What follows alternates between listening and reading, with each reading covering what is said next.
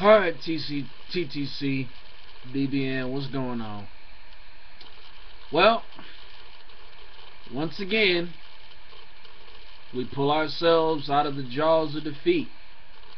But bottom line is, we win, and we are 6-0. Now, I'm just going to cut right to the chase. We did not look good today.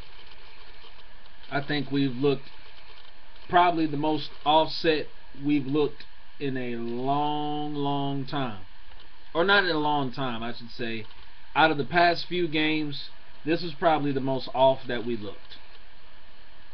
Okay, so I'm going to go ahead and get all that out the way right now, because I know a lot of my DBN video makers, specifically my boy Sports Live, I know that's one of the things he's going to come on in here and talk about, is we look awful. And we did. We looked extremely off today.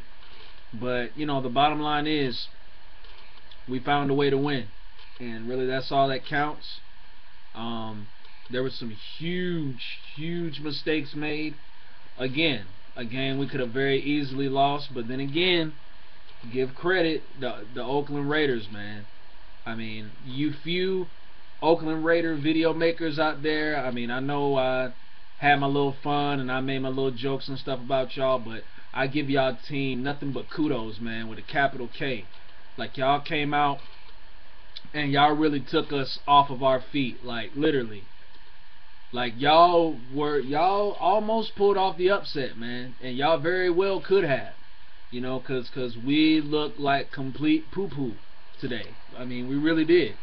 Like I said, this is probably the most terrible we've looked out of our past 5-6 games now. But like I said, we found a way to win. It was a close game, and that's one thing I want to talk about. I mean, I know us as Falcons video makers, we come on here and we have our fun, and you know, we're looking at Oakland like, you know, they were gonna be just another stepping stone towards another win in the books. But at the same time, my realistic instincts kicked in and was like, you know, this is going to be a lot tougher of a game than we thought. You know, that was the purpose of me making the analysis video, and that's why I made these analysis videos, because that's really my honest perspective of how the game could turn out. Even though I still have confidence in the Falcons that they will win, you know, I make the analysis videos for a reason, to show you all that the game could go either way. You know, it's not guaranteed that we win. It wasn't guaranteed that we were going to win this game. I mean, even though I knew we would find a way to, but, you know, it was no guarantee that we were going to win this game. I mean, I knew Oakland was going to come out and play with emotion, play determined. You know, they haven't played very well leading up to that bye week, and I knew them coming off a bye week, which was one of the X factors of them playing so well, I might have you. Oh my gosh, I just picked my nose. Anyway, forget all that. No, but I knew that the Oakland Raiders were going to come in here and play with something to prove. Like I said, they're coming fresh off a bye week, so they've had time to study us, you know, from that time they had off. And you know, I think their head coach and their offensive coordinator used to be a part of the Atlanta Falcons staff a couple of years back, so that was kind of a feather in their cap.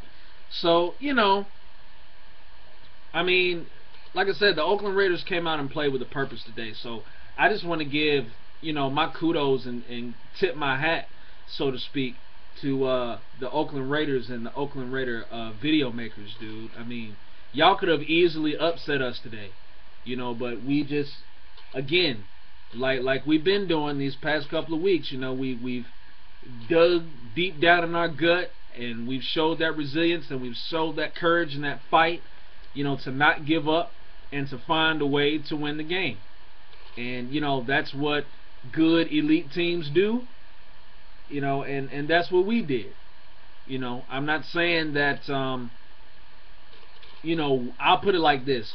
I'm not saying we're all the way elite, but you know, we're slowly building ourselves up to become an elite team. You know, we're getting there. We still got a ways to go. You know, we still got a lot of things we got to correct, and I am so glad this bye week came. Oh Jesus, it couldn't have came at a better time, so it could give us an opportunity to go back and actually take some serious time and break all this stuff down that we've been doing wrong and get it corrected. So, you know, this was all perfect timing, and, you know, to go out with a win, I mean, that's always good. I mean, no matter how you get it, good, ugly, whatever. You know, when they open the record books, it's going to say another W for the Falcons, so that's really all that matters to me. But going into the details of the game, Matt Ryan threw 3 interceptions today. Of course, you know, that would be uncharacteristic of him. I partially blame that, well, not partially, I blame like a good bit of that on the offensive line. You know, I don't know what was going on with the offensive line.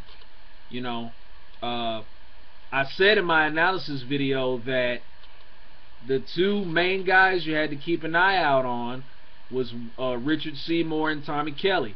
And I said, you know, they had other defensive linemen that were capable too.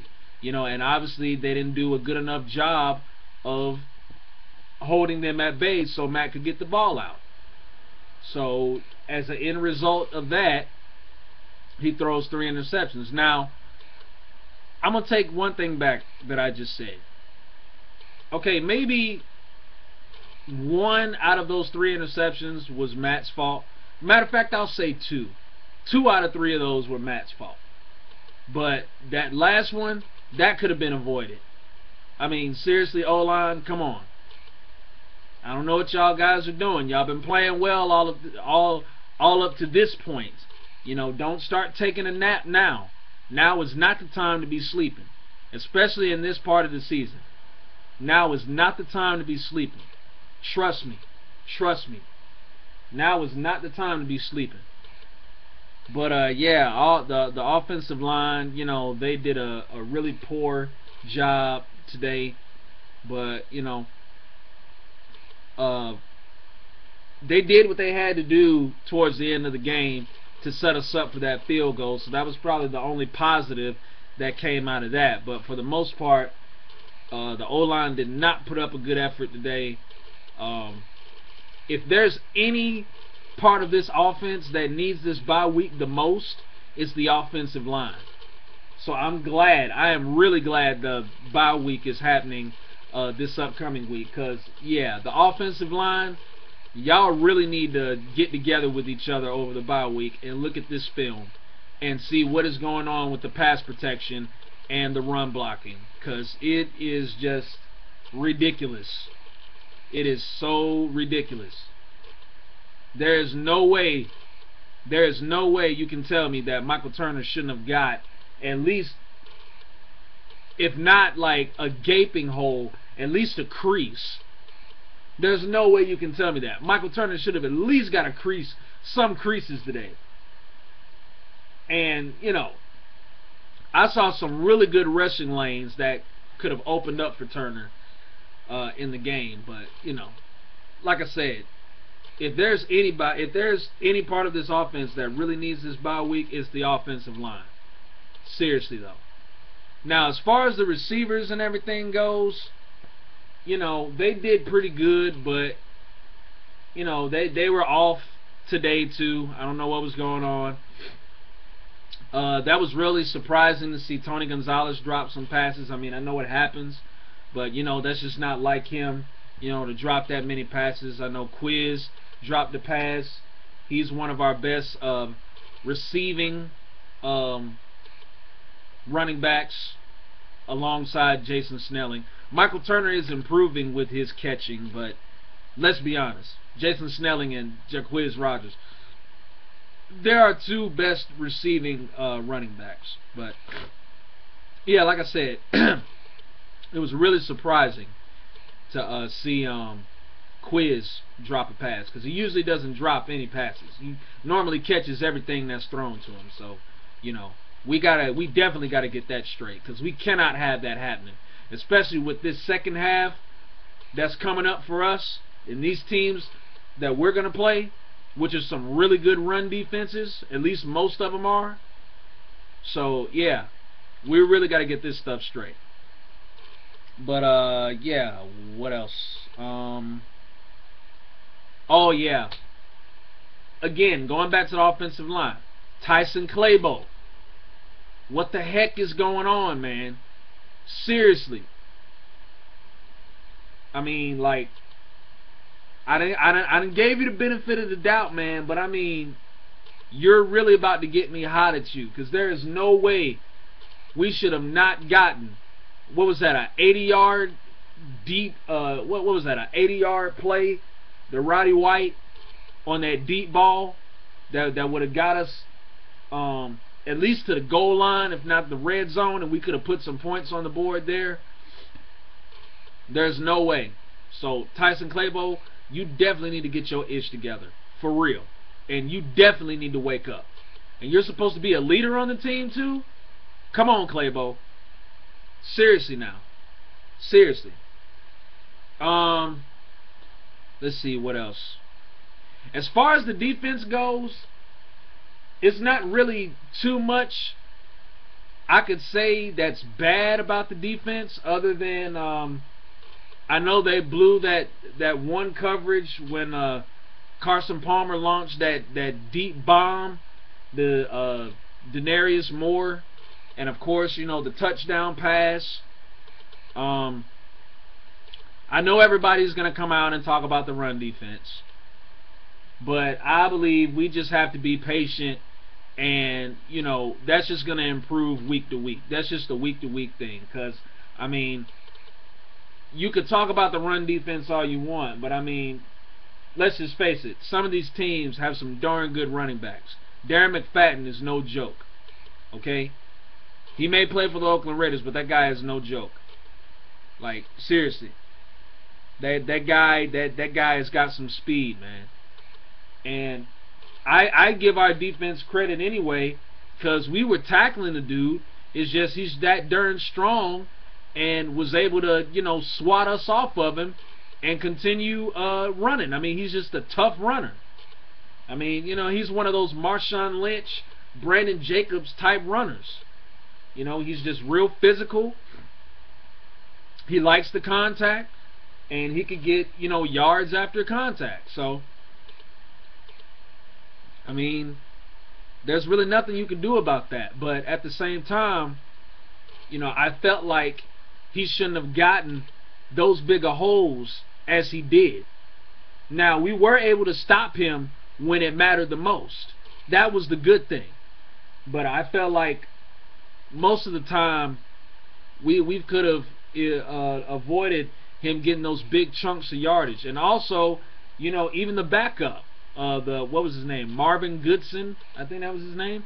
The backup. He had a huge day rushing the ball. That shouldn't have happened, man. But like I said, you know, we're just gonna have to be patient with this run defense, man. We're just gonna have to, you know, just take it week by week, and I think it will improve, but it needs to improve in a hurry, because these next few teams that we're about to play, including the Eagles, well, of course the Eagles, but I mean including the Cowboys, say what you want about them, the Saints, even though, you know, they're looking like hot pie this year, they have a decent running game. They don't have a great running game, but it's decent. But with the Eagles, the Cowboys, the Saints, especially the Arizona Cardinals, well, yeah, the Arizona Cardinals, and the Giants, those are like 5 good running teams right there. So yeah, this run defense is gonna have to hurry up and improve quick. Like I said, I'll give it time, but at least over the bye week, we gotta patch this stuff up. Because like I said, this next half we're about to embark on, it's gonna be teams that's gonna try to smash that ball right in our face. and we need to be able to stop them. Seriously. So I hope this was a good lesson to our defense, you know, that we definitely need to get on improving this run defense, like for real. And as far as the secondary goes, we made some good, we made some good plays, we made some good tackles. Like I said, there was some busted coverage. I don't think that Denarius Moore play should have never happened, or Denarius Moore, if I could say his name, Denarius Moore drive shouldn't have happened leading into the touchdown. So, we definitely got to get better with our coverage. But in all, my boy Asante Samuel, the swagged out assassin is what I called him. But finally, he got an interception today. So big up to my boy Asante. Got that pick, and it came at almost the perfect time when we needed to get the ball back to give the team a chance to score. And the beautiful thing about it is he took it back for a touchdown. So that was awesome to see. And Robert McClain darn near had another interception. If he would have just held on to the ball, it's cool. I'm not going to really put that against him. At least he was able to stop the drive, so that was really all that mattered. I know another thing, Falcons fans, we're going to come out and discuss on the videos is about pressure. And say what you want, but I think our defensive line got some really good pressure on Carson Palmer. I mean, we may not have got him down as much as we wanted to. He was able to get the ball out of his hands, but I believe for the pressure that we did get, it was effective. And it did result in some sacks too. I think John Abraham got a couple of sacks. I think Vance Walker got a sack. I think Jonathan Babineau got a sack. I don't know. Y'all let me know. I'm just I'm just trying to replay the game in my head. But I know definitely John Abraham got a sack or two. I know Babineau, I know he got some pressure on the quarterback, and I know Vance Walker did as well. And I think Perea Jerry got some pressure as well. Y'all correct me if I'm wrong, Falcons fans, but But yeah, so I know when my fellow DBN brothers and other Falcon video makers come out and talk about the pressure, I'm just gonna tell you now, from my point of view, I think we got some good pressure on Carson Palmer. But like I said about the patience, I believe at least in certain parts of the game we were patient, but I think we needed to be a little bit more patient when pursuing him, because being that he's not a mobile quarterback, I knew that we were going to kind of get anxious to get him on the ground. But you still have to be patient and disciplined in those type of situations. So anyway, but I mean, overall it was ugly. Like I said, we looked off today, extremely off, but hey, we found a way to win, and that's the only thing that matters. So there you go, Falcons 6-0 going to the bye week. Let's improve our mistakes. Let's come back rejuvenated, refreshed, and let's get ready to go up to Philadelphia and pluck these Eagles and get our first win of the season. So until then, I'm out like cable power. 2 fingers.